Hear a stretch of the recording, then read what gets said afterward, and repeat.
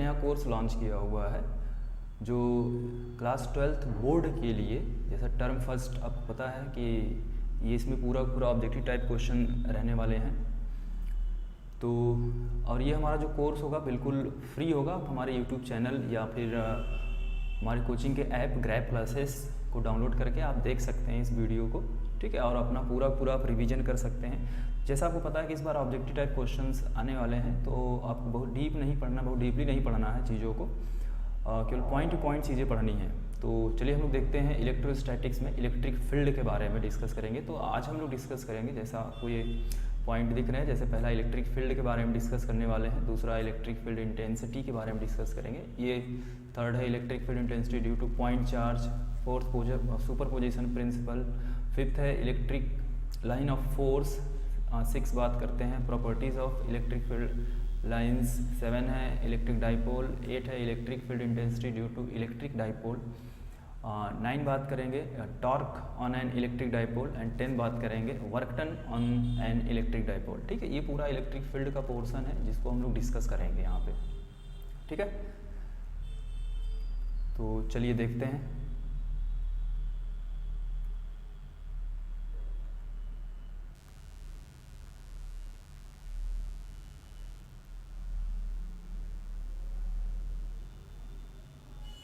चलिए बात करते हैं इलेक्ट्रिक फील्ड के बारे में, ठीक है। यहाँ पे इलेक्ट्रिक फील्ड आपको दिया गया है। तो इलेक्ट्रिक फील्ड होता क्या है? तो electric field is a region of space around a charge और a system of charges within which other charged particle experience electrostatic force.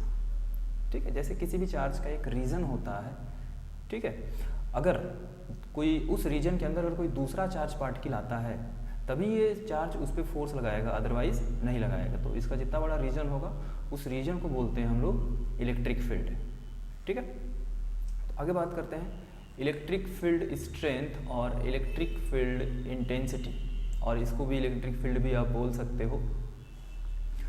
तो ये देखिए होता है electric field strength at a point in an electric field is the electrostatic force per unit positive charge acting on vanishingly small positive test charge placed at that point। ठीक है, यहाँ पे हम लोग एक पॉइंट चार्ज लेते हैं, positive test charge लेते हैं, ठीक है, और उस एक सोर्स चार्ज हो, जैसा आपको यहाँ पे दिख रहा है, एक सोर्स चार्ज है प्लस क्यू नॉट और यहाँ पे एक क्यू नॉट है।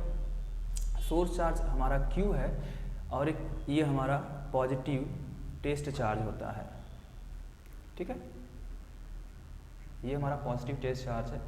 अब ये पॉजिटिव टेस्ट चार्ज इस सोर्स चार्ज के, ये सोर्स चार्ज है, इस सोर्स चार्ज के रीजन में है, ठीक है। तो ये चार्ज क्या करेगा, इस पर फोर्स लगाएगा। तो इस पर यूनिट पॉजिटिव टेस्ट चार्ज पे जितना भी फोर्स लगेगा वो हमारा क्या होगा, इलेक्ट्रिक फील्ड इंटेंसिटी होगा, ठीक है। और यही जो फोर्स है ये हमको इलेक्ट्रिक फील्ड का डायरेक्शन ही बताएगा। तो और ये टेस्ट चार्ज होता है तो इसको बहुत स्मॉल लेके चलते हैं। तो यहाँ पे लिखा गया है electric field is equal to limit delta q tends to 0 F by delta q, ठीक है। या लिख सकते हैं is equal to F by q not, force पर यूनिट पॉजिटिव टेस्ट चार्ज, ठीक है। अब इसी पॉइंट पे अगर हमको सपोज करते हैं ये पॉइंट P है, अब यहाँ पे हमको फोर्स इलेक्ट्रिक फील्ड बताना है, ठीक है। तो इलेक्ट्रिक फील्ड होता है फोर्स अपॉन क्यू नॉट। अगर फोर्स देखें तो फोर्स इज इक्वल टू आप पढ़े होंगे 1/4 pi epsilon not Q1 Q2, यहाँ चार्ज Q है, यहाँ पे Q नॉट है, अपॉन यहाँ से डिस्टेंस मान लेते हैं अगर R है तो ये क्या हो जाएगा R², ठीक है। अब क्या करते हैं, फोर्स में Q नॉट से डिवाइड करना है। अगर इसमें Q नॉट से डिवाइड करेंगे हम, अगर यहाँ पे Q नॉट से डिवाइड कर दिया जाए तो Q नॉट क्या होगा, कैंसिल हो जाएगा। तो ये हमारा इलेक्ट्रिक फील्ड मिल जाएगा आपको, ये इलेक्ट्रिक फील्ड आपको मिल जाएगा 1/4 pi epsilon not Q by R²। इसको वेक्टर के फॉर्म में लिखा गया है। तो वेक्टर फॉर्म में लिखने के लिए क्या करना होगा, हमको इसमें एक यूनिट वेक्टर से मल्टीप्लाई करना होगा। तो यहाँ R कैप से मल्टीप्लाई कर दिया गया है, जिसके कारण ये वेक्टर फॉर्म में चेंज हो गया है, ठीक है। तो ये इलेक्ट्रिक फील्ड, ये फॉर्मूला आप याद रखेंगे इलेक्ट्रिक फील्ड का, ठीक है। अभी हम लोग पूरा थ्योरी वाला पोर्शन देखेंगे, उसके बाद हम लोग क्वेश्चंस भी देखेंगे लास्ट में, ठीक है, तो पहले हम लोग थ्योरी पूरा जल्दी जल्दी खत्म करते हैं। एक चीज़ और, यहाँ पे नेगेटिव सोर्स चार्ज, यहाँ पॉजिटिव चार्ज था, तो यहाँ पे देखेंगे तो फोर्स का डायरेक्शन जो है वो बाहर की तरफ था, और यही हमको इलेक्ट्रिक फील्ड का भी डायरेक्शन बताएगा। ठीक है, मतलब किसी भी पॉजिटिव टेस्ट चार्ज के कारण किसी पॉइंट r, इसके r डिस्टेंस पे कोई पॉइंट P है, अगर वहाँ पे इलेक्ट्रिक फील्ड निकालना है तो वहाँ पे इलेक्ट्रिक फील्ड का जो डायरेक्शन होगा वो आउट बाहर की ओर होगा। ठीक है, और एक चीज़, अगर ये सोर्स चार्ज यहाँ देखिए निगेटिव चार्ज है, ठीक है, अब यहाँ पे ये पॉइंट P है, तो अब देखो इनके भी जो फोर्स लगेगा वो कैसा होगा, अट्रैक्टिव फोर्स होगा, तो वो जो फोर्स का डायरेक्शन होगा वो अंदर की ओर होगा, और यही तब इलेक्ट्रिक फील्ड का भी डायरेक्शन बताएगा। ठीक है, तो अगर कोई हमारे पास नेगेटिव सोर्स चार्ज है तो उसके कारण जो इलेक्ट्रिक फील्ड का डायरेक्शन होगा वो अंदर की ओर होगा। ठीक है, मतलब सोर्स चार्ज की ओर होगा। एक चीज़ और देखिए, ये जो फॉर्मूला हमने इलेक्ट्रिक फील्ड का पढ़ा है, यहाँ पे टेस्ट चार्ज नहीं आया है, क्या आया है, 1/4πε0q/r² आया है। तो यहाँ पे टेस्ट चार्ज नहीं आया है, इसका मतलब ये हुआ कि हमारा जो इलेक्ट्रिक फील्ड है वो टेस्ट चार्ज पे डिपेंड नहीं करता है। ठीक है, वो किस पे डिपेंड करेगा भाई, इसके बीच के मीडियम पे डिपेंड करेगा। ठीक है, सोर्स चार्ज पे डिपेंड करेगा हमारा चार्ज कैसा है, और ये डिस्टेंस पे डिपेंड करेगा। ठीक है, तीन चीज़ों पे ये डिपेंड करेगा हमारा इलेक्ट्रिक फील्ड।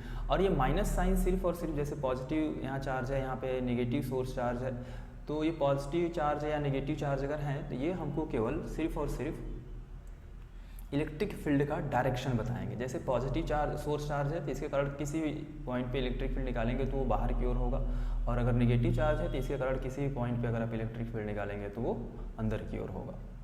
ठीक है, नेक्स्ट चलते हैं, कुछ नोट्स हैं जो आपको याद रखने हैं। Since Q0 is taken positive, the direction of electric field E is along the direction of electrostatic force। ठीक है, तो हमारा जो इलेक्ट्रिक फील्ड का डायरेक्शन होता है वो इलेक्ट्रोस्टैटिक फोर्स के डायरेक्शन में होगा। ठीक है, नेक्स्ट करा है, electrostatic force on a negatively charge particle will be opposite to the direction of electric field. ठीक है, थर्ड बात करते हैं, electric field is a vector quantity. ध्यान रखिएगा, इलेक्ट्रिक फील्ड हमारा जो है ये एक वेक्टर क्वांटिटी है, इसको याद रखेंगे। उस magnitude and direction are uniquely determined at every point in the field. ठीक है, और साथ में इसका यूनिट देखते हैं, जैसा unit of electric field is newton per coulomb. जैसे electric field is equal to आप पढ़े थे F/Q0, तो अगर यहाँ से देखा जाए तो फोर्स का यूनिट होता है न्यूटन, चार्ज का यूनिट होता है कूलम, तो इसका यूनिट हो जाएगा न्यूटन पर कूलम। ठीक है, आगे चलते हैं, electric field due to a point charge. ठीक है, अब देखिए यहाँ पे हमने सोर्स चार्ज ले लिया है और यहाँ पे एक टेस्ट चार्ज ले लिया है, तो पहले इनके बीच फोर्स निकाल लेते हैं। अगर फोर्स निकालेंगे तो आपको देखेंगे तो ये आएगा, ये आप पहले डिस्कस कर लिए होंगे। तो 1/4πε0 Q0/r² इंटू r का, मैंने बोला था इसको वेक्टर के फॉर्म में चेंज करने के लिए इसमें यूनिट वेक्टर से मल्टीप्लाई करेंगे। अब यहाँ देखिए next point, F is equal to लिख दिया गया है 1/4πε0 Q/r³ इंटू वेक्टर r। तो ये देखिए इसके बाद ये स्टेप कैसे आया, आर कैप यूनिट वेक्टर है, तो r cap is equal to होता है unit vector r upon mod r, या फिर उसका मैग्नीट्यूड लेते हैं। अब इसकी वैल्यू आर कैप की वैल्यू अगर यहाँ पुट करेंगे तो ये r इंटू आर मिल के r³ हो जाएगा और यहाँ पे वेक्टर r आ जाएगा। ठीक है, तो ये वेक्टर के फॉर्म में ऐसे भी लिख सकते हैं। अब हमको फोर्स मिल गया है तो इलेक्ट्रिक फील्ड देखते हैं, तो electric field force upon Q0 होता है, तो इसमें क्या करेंगे, Q0 से डिवाइड करेंगे। ठीक है, डिवाइड कर देंगे तो हमको ये फार्मूला मिल जाएगा। ठीक है, ये वेक्टर r के टर्म में है, ध्यान रखिएगा। यहाँ पे देखिए वेक्टर r है तो यहाँ पे r³ है, कैसे आया है मैंने यहाँ पे आपको बता दिया है। ये भी वेक्टर के फॉर्म में है लेकिन यहाँ यूनिट वेक्टर से मल्टीप्लाई किए हैं, तो यहाँ पे r² ही रहेगा, ये भी बातें आप ध्यान रखेंगे। अगर हम ग्राफ बनाएं, यहाँ देखिए ग्राफ बनाया गया है इलेक्ट्रिक फील्ड और r² के बीच में। ठीक है, इलेक्ट्रिक फील्ड और r² के बीच में ग्राफ बना है, r² नहीं होना चाहिए, यहाँ r होना चाहिए। ये चलिए r² है, कोई दिक्कत नहीं है, इलेक्ट्रिक फील्ड और r² के बीच में। तो इसका ग्राफ देखेंगे तो जो इलेक्ट्रिक फील्ड है वो यूनिवर्सली प्रोपोर्शनल है 1/r² के। ठीक है, तो ये कर्व ग्राफ बनेगा। यहाँ पे कुछ पॉइंट लिखे हैं, the electric field due to a point charge has spherical symmetry. ठीक है, आगे बोला if Q is greater than 0 then the electric field is radially outward। ठीक है, अगर हमारे पास कोई स्फेरिकल शेप का कुछ है, अगर उसके सरफेस पे पॉजिटिवली चार्ज है तो वो क्या होगा, रेडियली आउटवर्ड डायरेक्शन में इलेक्ट्रिक फील्ड होगा। अगर लेस देन 0 हो गया then the electric field is radially inward direction. ठीक है, अभी ऐसा कुछ आगे हम लोग डिस्कस करेंगे ये बातें, लेकिन आप याद रखेंगे। नेक्स्ट कुछ नोट्स हैं। ठीक है, ये नोट आप देख लीजिएगा और इसको याद भी कर लीजिएगा। हम नेक्स्ट चलते हैं, ये बिल्कुल छोटे छोटे पॉइंट हैं जो आपको याद रखने होंगे, आप इसको देख लीजिएगा। हम बात करते हैं इलेक्ट्रिक लाइंस ऑफ फोर्स या इलेक्ट्रिक फील्ड लाइंस के बारे में। तो an electric line of force is an imaginary straight और curve path along which a unit positive charge is supposed to move when free to do so the electric is an electric field। ठीक है, तो हमारा जो electric field lines होता है वो straight भी हो सकता है और कर्व भी हो सकता है, और ये एक इमेजिनरी लाइन होता है। ठीक है, यहाँ पे रिप्रेजेंट करके दिखाया गया है इलेक्ट्रिक फील्ड को। नेक्स्ट पॉइंट चलते हैं आगे हम लोग। देखिए कुछ उसकी प्रॉपर्टीज़ है जो हमें याद रखने हैं, तो मैं कुछ बात, जैसे electric field lines force due to point charge. अगर हमारे पास एक पॉइंट चार्ज है, ठीक है, और यहाँ दिया है Q is greater than 0। Greater than 0 मतलब ये जो होगा ये पॉजिटिव चार्ज होगा। तो पॉजिटिव चार्ज के कारण जो इलेक्ट्रिक फील्ड लाइंस होंगे वो हमेशा बाहर की ओर होंगे, जैसा आपको यहाँ बाहर की ओर दिखाया गया है आउटवर्ड डायरेक्शन में बना करके। ठीक है, यहाँ पे Q इज़ लेस देन 0 है, मतलब ये एक नेगेटिव चार्ज होगा। अगर नेगेटिव चार्ज हुआ तो उसका जो डायरेक्शन होगा वो अंदर की ओर होगा। ठीक है, इस तरीके से यहाँ पे और अच्छे से आपको बना के बताया गया है। देखिए ये पॉजिटिव चार्ज है तो इलेक्ट्रिक फील्ड लाइंस बाहर की ओर है, और अगर ये नेगेटिव चार्ज है तो इलेक्ट्रिक फील्ड लाइंस का जो डायरेक्शन है वो अंदर की ओर होगा। ये बात आप ध्यान रखेंगे। ठीक है, आगे चलते हैं। अब हमारे पास एक पॉजिटिव चार्ज है, एक नेगेटिव चार्ज है। ठीक है, तो electric line of force due to pair of equal and unequal charges, इसको डायपोल ही बोलेंगे, तो डायपोल के बारे में देखते आगे डिस्कस करेंगे। फिलहाल अभी ये देखते हैं हम लोग। तो देखिए यहाँ पे पॉजिटिव चार्ज है और यहाँ पे नेगेटिव चार्ज है। तो इलेक्ट्रिक फील्ड लाइंस हमको पता है पॉजिटिव चार्ज से बाहर की ओर निकलती हैं, आउटवर्ड डायरेक्शन में होती हैं। ठीक है, और नेगेटिव चार्ज पे इनवर्ड डायरेक्शन में होती है, अंदर की ओर होती हैं। तो उसके बारे में देखते हैं। तो यहाँ देखिए पॉजिटिव चार्ज है तो यहाँ से इलेक्ट्रिक फील्ड लाइंस बाहर की ओर निकली हैं। ठीक, और जो नेगेटिव चार्ज है वहाँ पे देखेंगे तो ये अंदर की ओर आके मिल रही हैं यहाँ पे। ठीक है, ये अंदर की ओर मिल रही हैं यही। अब देखो ये पॉजिटिव चार्ज से निकले नेगेटिव चार्ज में आए, तो ये नेगेटिव चार्ज में जल्दी से जल्दी आकर के मिलना चाहते हैं। जल्दी जल्दी अगर मिलना चाहेंगे तो ये क्या करेंगे, दूसरे को अट्रैक्ट करना चाहेंगे। यही रीज़न है कि अगर हमारे पास एक अनलाइक चार्जेज हैं तो उनके बीच में हमेशा अट्रैक्शन होता है। ठीक है, ये दिखाया गया electric lines of force contract lengthwise to represent the attraction between two unlike charges। इसी का थर्ड पॉइंट है, अगर दोनों सेम चार्ज हो जाए तो आपको पता है कि इनके बीच रिपल्सन होता है। रिपल्सन होता है तो देखिए क्यों होता है। यहाँ से इलेक्ट्रिक फील्ड लाइंस निकली बाहर की ओर, ये भी पॉजिटिव चार्ज है, यहाँ से इलेक्ट्रिक फील्ड लाइंस बाहर की ओर निकली। ठीक है, तो जो इलेक्ट्रिक फील्ड लाइंस होती हैं वो कभी भी एक दूसरे को कट नहीं करती हैं। इस वजह से अगर ये पास पास आ जाएंगे तो ये इलेक्ट्रिक फील्ड लाइंस देखिए एक दूसरे को कट करने लगेंगे। यही रीज़न है कि ये दूर होना चाहते हैं ताकि इलेक्ट्रिक फील्ड लाइंस कट ना कर पाए, और यही कारण है कि तब इनके बीच क्या होता है, रिपल्सन होता है। ठीक है, एक चीज़ और यहाँ पे इस पहले वाले में ध्यान देने वाली बात है कि जो इलेक्ट्रिक फील्ड लाइंस होती हैं वो अगर आप देखें तो देखिए पॉजिटिव चार्ज से इलेक्ट्रिक फील्ड लाइंस निकली हैं और नेगेटिव चार्ज पे जाके ख़त्म हो गई हैं। मतलब इलेक्ट्रिक फील्ड लाइंस कभी भी क्लोज लूप नहीं बनाते हैं। क्लोज लूप होता है कि जिस पॉइंट से आप चलना शुरू किए हैं दोबारा घूम करके उसी पॉइंट पे चले जाएं, तो वो होता है क्लोज लूप। तो इलेक्ट्रिक फील्ड लाइंस कभी भी क्लोज लूप नहीं बनाती हैं। ठीक है, ये भी बात आप ध्यान रखेंगे।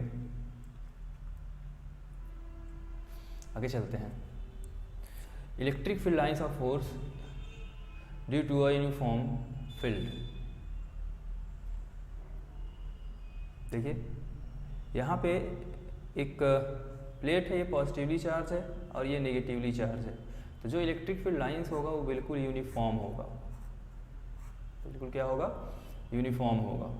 आगे बात करते हैं प्रॉपर्टीज़ के बारे में। देखिए प्रॉपर्टीज़ आप याद रखेंगे, काफ़ी अच्छा होता है, यहाँ से भी क्वेश्चन पुटअप हो सकते हैं। तो देखिए पहला, electric field line of force are imaginary line, ये तो पहले भी डिस्कस कर लिए हैं कि जो इलेक्ट्रिक फील्ड लाइन्स होती हैं वो एक इमेजिनरी लाइन होती हैं। दूसरा, the unit positive charge placed at electric field tend to follow the path along the field lines if it is free to do so. ठीक है, जो पॉजिटिव चार्ज होता है हमारा, जो पॉजिटिव ट्रेस चार्ज होता है उसको किसी पॉइंट पे रख के हम लोग इलेक्ट्रिक फील्ड का एक तरीके से डायरेक्शन निकालें या फिर उसी पाथ को वो फॉलो करता है, जैसे जैसे उसको हम लोग रखते जाएंगे। नेक्स्ट है electric line of force emanate from positive charge and terminate on negative charge. ठीक है, मतलब इलेक्ट्रिक फील्ड लाइन जो होती है वो पॉजिटिव चार्ज से निगेटिव चार्ज की ओर जाती हैं या फिर पॉजिटिव चार्ज से निकलती है और निगेटिव चार्ज पे जाकर ख़त्म हो जाते हैं। लेकिन आगे है the tangent to an electric field line at any point give the direction of electric field at that point. जैसे अगर मान लेते हैं ये इलेक्ट्रिक फील्ड आपको बनाया गया है, इसके किसी भी पॉइंट पे अगर आप टेंजेंट ड्रॉ करते हैं तो वो हमको इलेक्ट्रिक फील्ड का डायरेक्शन बताता है। जैसे यहाँ पे ड्रॉ किए टेंजेंट, तो ये इलेक्ट्रिक फील्ड का डायरेक्शन होगा। इस पॉइंट पे टेंजेंट ड्रॉ करेंगे तो ये इलेक्ट्रिक फील्ड का डायरेक्शन होगा। ठीक है, यहाँ पे ये होगा, इस पॉइंट पे ड्रॉ करेंगे तो ये होगा। ठीक है, इस तरीके से किसी भी पॉइंट पे अगर हम इलेक्ट्रिक फील्ड लाइंस के किसी भी पॉइंट पे अगर हम टेंजेंट ड्रॉ करते हैं तो हमको वो टेंजेंट जो है इलेक्ट्रिक फील्ड का डायरेक्शन बताएगा। नेक्स्ट, फोर्थ हो गया, फर्स्ट हो गया, सेकंड हो गया, थर्ड हो गया, फोर्थ हो गया। फिफ्थ बात करते हैं। ठीक है, फिफ्थ कहता है two electric lines of force can never cross each other. ठीक है, कभी भी दो इलेक्ट्रिक फील्ड लाइन, जैसे एक ये रहा एक ये रहा, कभी भी एक दूसरे को क्रॉस नहीं कर सकते हैं। क्यों नहीं क्रॉस कर सकते हैं? क्योंकि अगर सोचो, अगर यहाँ क्रॉस कर रहे हैं तो ये यहाँ टेंजेंट ड्रॉ करेंगे तो एक इलेक्ट्रिक फील्ड ये मिला, एक इसके अलाउंट ड्रॉ करेंगे तो एक इलेक्ट्रिक फील्ड ये मिला। तो एक ही पॉइंट पे, सिंपल सी बात है, दो टेंजेंट अलग अलग डायरेक्शन में नहीं हो सकते हैं, ये पॉसिबल नहीं है। जैसा यहाँ पे आपको देखिए बना के बताया गया है। ठीक है, not possible. Then at the point of intersection there will be two tangent. ठीक है, it means there are two values of electric field at that point which is not possible. ठीक है, ये पॉसिबल नहीं है, इसलिए कभी भी इलेक्ट्रिक फील्ड लाइन्स एक दूसरे को क्रॉस नहीं करती हैं। आगे चलते हैं। Next, electric field lines of force are closer where the electric field is stronger. ठीक है, देखिए जहाँ पे ये सोर्स चार्ज अगर हमारा है, ये हमारा अगर सोर्स चार्ज है, तो जब यहाँ से इलेक्ट्रिक फील्ड लाइंस बाहर की ओर निकलेंगी तो यहाँ पे इलेक्ट्रिक फील्ड लाइंस देखिए पास में, इस चार्ज के पास में क्राउडिंग बहुत ज़्यादा है इलेक्ट्रिक फील्ड की। ठीक है, तो जहाँ पे इलेक्ट्रिक फील्ड लाइंस की क्राउडिंग ज़्यादा होगी वहाँ पे इलेक्ट्रिक फील्ड की इंटेंसिटी भी ज़्यादा होगा। जैसे दूर जाएंगे क्राउडिंग देखेंगे तो ये दूर होते जाते हैं, क्राउडिंग बहुत कम होता जाता है, तो इलेक्ट्रिक फील्ड इंटेंसिटी भी कम होता जाएगा हमारा। ठीक है, 6 हो गया। 7 देखिए, electric field line of force are perpendicular to the surface of positively और नेगेटिवली चार्ज। ठीक, अब ये सरफेस है तो बोला है कि अगर कोई सरफेस है वहाँ से अगर इलेक्ट्रिक फील्ड लाइंस बाहर की ओर निकल रही हैं तो इलेक्ट्रिक फील्ड लाइंस बाहर की ओर निकले या फिर अंदर की ओर मिले, वो हमेशा सरफेस के परपेंडिकुलर रहेंगी। जैसे इस सरफेस से इलेक्ट्रिक फील्ड बाहर की ओर निकली है तो देखेंगे तो सरफेस के परपेंडिकुलर, बिल्कुल सरफेस के परपेंडिकुलर। ठीक है, कभी भी टेढ़ा मेढ़ा नहीं निकलेंगे, पता चला इधर जा रही हैं और इधर जा रही है, ये गलत है प्रोसेस। ठीक है, जब भी इलेक्ट्रिक फील्ड लाइंस बाहर की ओर निकलेंगी सरफेस के परपेंडिकुलर निकलेंगी, ये बात आप ध्यान रखेंगे। यहाँ पे भी बना करके पूरा बताया गया है। ठीक है, और electric field line force contract length wise is represent attraction between two unlike charges. ठीक है, ये पहले पढ़ लिए हैं हम लोग। और नेक्स्ट ये भी है electric force laterally pressure to represent the repulsion between, ये भी पीछे हम लोग डिस्कस कर लिए हैं, 8 और 9 डिस्कस कर लिए हैं, तो इस पर ज़्यादा टाइम नहीं देते हैं। ठीक है, 10 the number of line per unit cross section area perpendicular to the field lines is directly proportional to the magnitude of intensity of field at that region। ठीक है, सपोज करते हैं कहीं से इलेक्ट्रिक फील्ड लाइंस निकल रही हैं। ठीक है, और इसके पर यूनिट एरिया से जितने भी number of electric field lines निकलेंगे वो इलेक्ट्रिक फील्ड के डायरेक्टली प्रोपोर्शनल होगा। 11 बात करते हैं, electric field lines force do not pass through a conductor. ठीक है, जैसे कोई कंडक्टर हमारे पास ये आगे दिखाया है, सॉलिड है या फिर हॉलो है। ठीक है, यहाँ से इलेक्ट्रिक फील्ड, अब ये पॉजिटिव चार्ज है तो यहाँ से तो इलेक्ट्रिक फील्ड, ये प्लेट है, पॉजिटिव चार्ज यहाँ से जा रही है। ठीक है, देखिए यहाँ पे मिल रही है तो परपेंडिकुलर मिल रही हैं, ये आपको दिखाया गया है बना के। तो इस कंडक्टर के अंदर जो होता है हमारा इलेक्ट्रिक फील्ड की वैल्यू वो 0 होता है। कंडक्टर के अंदर इलेक्ट्रिक फील्ड क्या होता है, 0 होता है। यहाँ पे मिलेंगी जरूर। ठीक है, फिर अब देखिए यहाँ पे क्या होता है, ये नेगेटिव, जब ये पॉजिटिव है तो यहाँ पे नेगेटिव चार्ज इंड्यूस्ड होता है। ठीक है, और एक साइड पॉजिटिव चार्ज इंड्यूस्ड होता है। ठीक है, अब ये पॉजिटिव है तो यहाँ से फिर बाहर की ओर निकलेगी, अब ये नेगेटिव प्लेट है तो यहाँ से बाहर की ओर निकलेंगी। तो इसके अंदर जो होता है वो इलेक्ट्रिक फील्ड 0 होता है। हालांकि यहाँ से बाहर निकली और यहाँ जाके इलेक्ट्रिक फील्ड मिलेंगी, सेम मिलेगी, जितनी इलेक्ट्रिक फील्ड यहाँ से निकली हैं उतनी इलेक्ट्रिक फील्ड यहाँ मिलेंगे भी, लेकिन इस कंडक्टर के अंदर जो होगा वो 0 होगा। कैसे हुआ, ये यहाँ पे चार्ज इंड्यूस्ड होने के कारण ये इलेक्ट्रिक फील्ड लाइंस बना है यहाँ पे।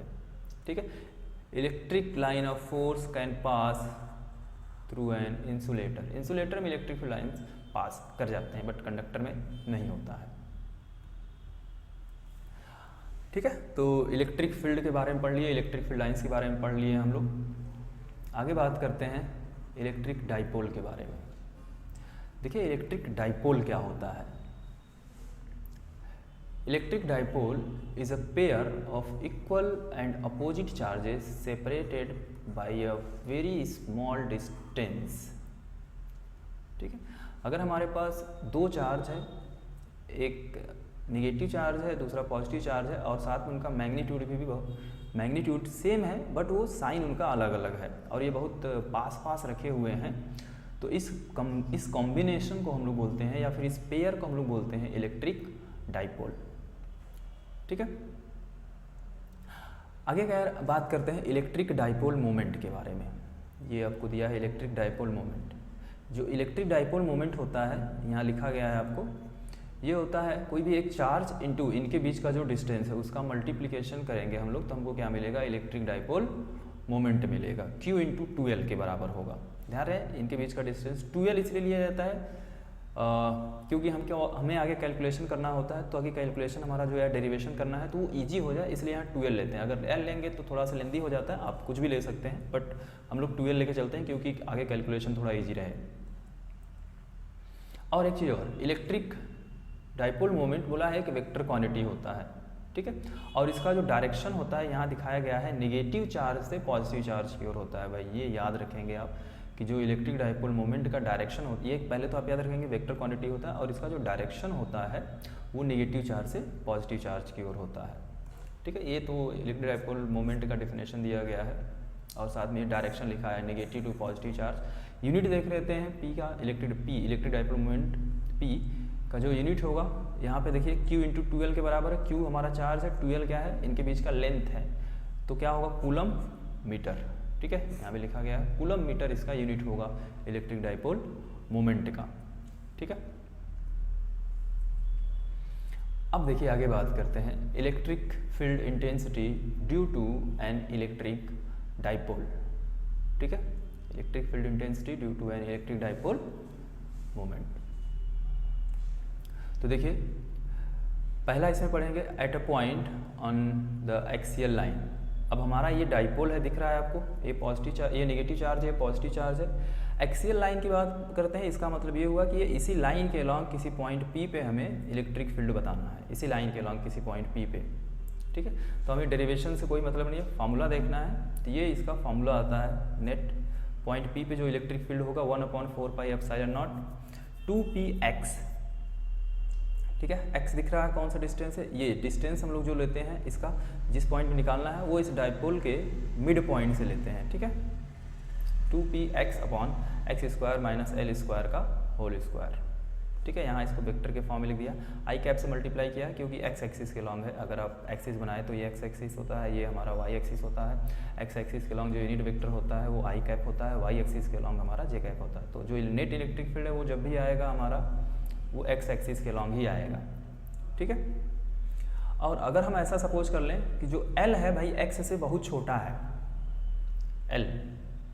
ठीक है। ये देखिए इसके मिड पॉइंट से लेंगे तो टोटल लेंथ 12 अगर है, टोटल लेंथ 12 है तो ये हमारा L के बराबर होगा, लिखा हुआ है यहाँ पे, ये भी L के बराबर होगा, ठीक है। तो L अगर 12 छोटा हो जाए तो यहाँ देखिए क्या किया गया है, x square minus L square. अब कोई चीज़ अगर बहुत छोटी क्वांटिटी अगर उसका स्क्वायर कर दें तो वो और भी छोटा हो जाता है, तो इसलिए यहाँ क्या करते हैं, एल स्क्वायर को निगलेक्ट कर देते हैं। जब एल स्क्वायर को निगलेक्ट करेंगे तो देखिए ये फॉर्मूला मिलेगा हमारा, क्योंकि सिर्फ यहाँ x के पावर 4 मिलेगा और एक x से एक x कैंसिल हो जाएगा तो यहाँ एक्स क्यूब मिल जाएगा, ठीक है। तो आप इसको भी याद रखेंगे। इलेक्ट्रिक फील्ड अगर जो हमारा डिस्टेंस है एक्सियल लाइन के लॉन्ग जो निकाल रहे हैं, अगर ये डिस्टेंस L से अगर काफ़ी बड़ा है या फिर L हमारा बहुत छोटा है, इस डिस्टेंस से जिस पॉइंट पे हमें इलेक्ट्रिक फील्ड निकालना है, तो उसके लिए फॉर्मूला हो जाएगा EP is equal to 2P by 4 pi epsilon naught into x cube, ठीक है। नेक्स्ट आता है at a point on equatorial line. Equatorial मतलब इस डाइपोल के परपेंडिकुलर निकालेंगे, ठीक है। परपेंडिकुलर निकालने के लिए क्या होगा, इसके मिड पॉइंट से ही लेते हैं हमेशा, तो इसका रिजल्टेंट यहाँ पे इलेक्ट्रिक फील्ड निकाला जाता है। तो जो रिजल्टेंट होता है ये हमारा EQ है, लिखा हुआ है। इसका जो फॉर्मूला आता है वो ये आता है, EQ is equal to 1/4 pi epsilon naught P upon x square plus L square to the power 3/2, ये इसका फॉर्मूला आता है। ये फॉर्मूला आप याद रखेंगे क्योंकि ये डायरेक्ट फॉर्मूला आपको पूछा जा सकता है दोनों, एक्सियल लाइन के लिए भी और इक्वेटोरियल लाइन के लिए भी, ठीक। आगे बात करते हैं torque on an electric dipole on an in a uniform electric field. Torque की बात करेंगे, जैसे यहाँ पे एक डाइपोल है, ठीक है, ये डाइपोल, ये पॉजिटिव चार्ज है, ये नेगेटिव चार्ज है, इनके बीच का डिस्टेंस ये 12 दिया हुआ है। ये किसी यूनिफॉर्म इलेक्ट्रिक फील्ड में रखे गए हैं।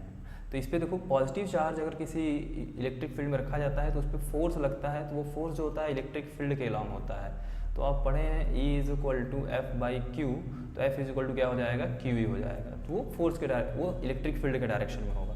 यहाँ नेगेटिव चार्ज है, नेगेटिव चार्ज पे अगर हमको फोर्स निकालना है, नेगेटिव चार्ज पे अगर हमको फोर्स निकालना है, तो अगर कोई नेगेटिव चार्ज किसी इलेक्ट्रिक फील्ड में है तो उस पर जो फोर्स लगेगा वो इलेक्ट्रिक फील्ड के अपोजिट डायरेक्शन में लगेगा। तो यहाँ अगर आप देखें तो ये इलेक्ट्रिक फील्ड के अपोजिट डायरेक्शन में लग रहा है। तो देखिए ये टॉर्क हमारा है, यहाँ पे इधर फोर्स लग रहा है, यहाँ पे इस डायरेक्शन में फोर्स लग रहा है, तो ये इसको रोटेट कराना चाहेगा, इसको इधर घुमाना चाहेगा, इसको इधर घुमाना चाहेगा, तो इस पर टॉर्क क्रिएट होता है। तो जो टॉर्क क्रिएट होता है वो टाउ इज इक्वल टू जो होता है वो P साइन थीटा के बराबर होता है, ठीक है।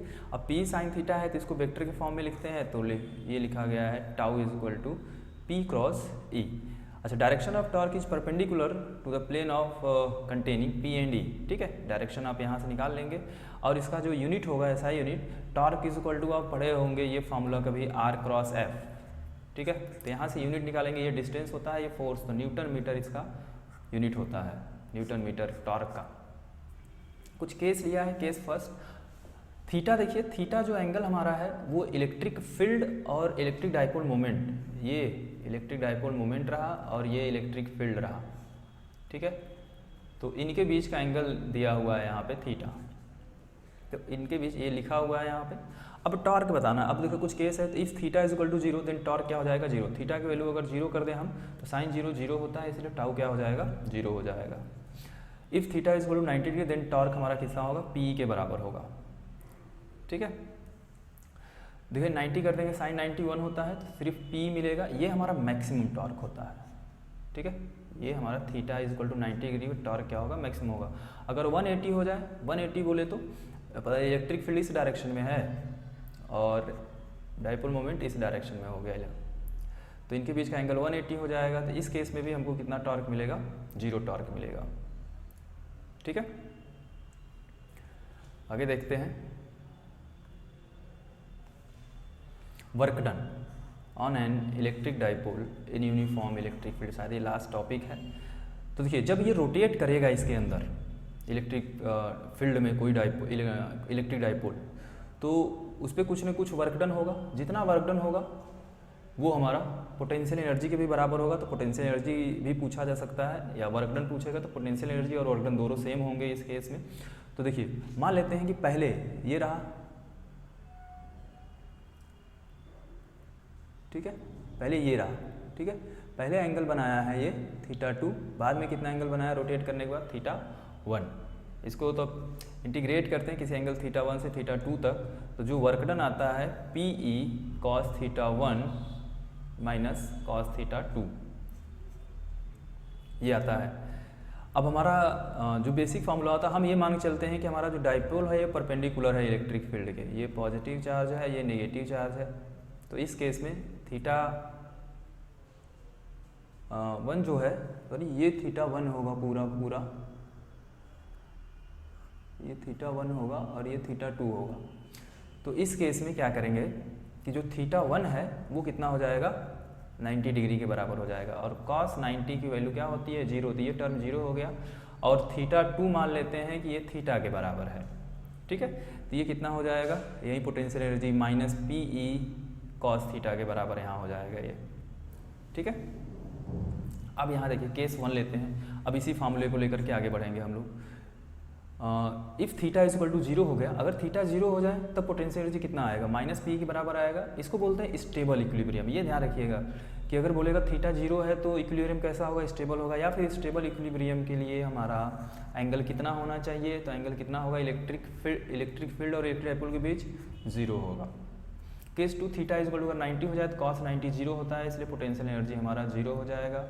केस 3 लेते हैं, अगर थीटा इज इक्वल टू 180 हो जाए देन पोटेंशियल एनर्जी कितना आएगा PE के बराबर आएगा, क्योंकि cos 180 की वैल्यू जो होता है वो -1 होता है। -1 करेंगे तो माइनस माइनस ये प्लस हो जाएगा तो PE हो जाएगा। इसको बोलते हैं अनस्टेबल इक्विलिब्रियम, ठीक है। तो ये ध्यान रखेंगे जो अनस्टेबल इक्विलिब्रियम होता है वो कितने एंगल पे होता है 180 डिग्री पे होता है। ये किसके बीच का एंगल है, इलेक्ट्रिक फील्ड और इलेक्ट्रिक डाइपोल मोमेंट का बीच का एंगल है, ठीक है। तो ये इलेक्ट्रिक फील्ड का पूरा पोर्शन यहाँ पे कंप्लीट हुआ है। अब रिवीजन कर लीजिएगा, नेक्स्ट टॉपिक हम लोग डिस्कस करेंगे आगे। धन्यवाद।